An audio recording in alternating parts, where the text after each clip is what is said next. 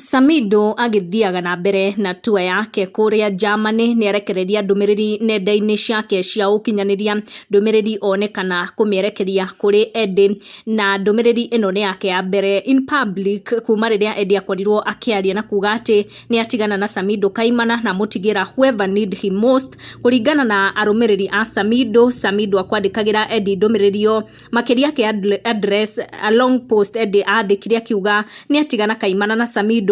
Oroho mashabiki ni mokirira Samido ni undu wore onekana kwandikira Edday na makoro makimukirira na njira nene muno. Samido in his words auga riria mundu aguku address publicly handu ha gukuhurira thimu kana gukora kimu address in private, mundu ucio ni attention to akoragwo agisik.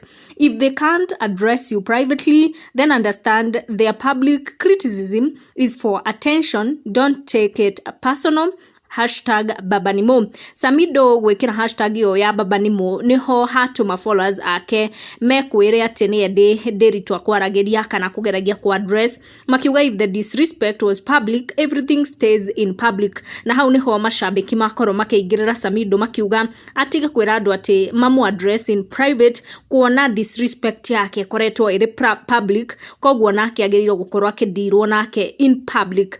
Akorwa kirwo ni murumiriri ungi wake explain further ni mumgani asking on behalf of 99 other. Samido ni agikorwa agiukirirwo na njira nene muno akirwa ati athie na mbere guikia migweteo riri ari kuria Germany ahota gutuma mundu gwitwo Karenyamwa haice ndege na akorwo akimukora kuo, angi makiuga ati onake niguo yari naguo na nikio arauga ati akaragirio in private kuona we ekaga maundu make na Karen guku gwa public.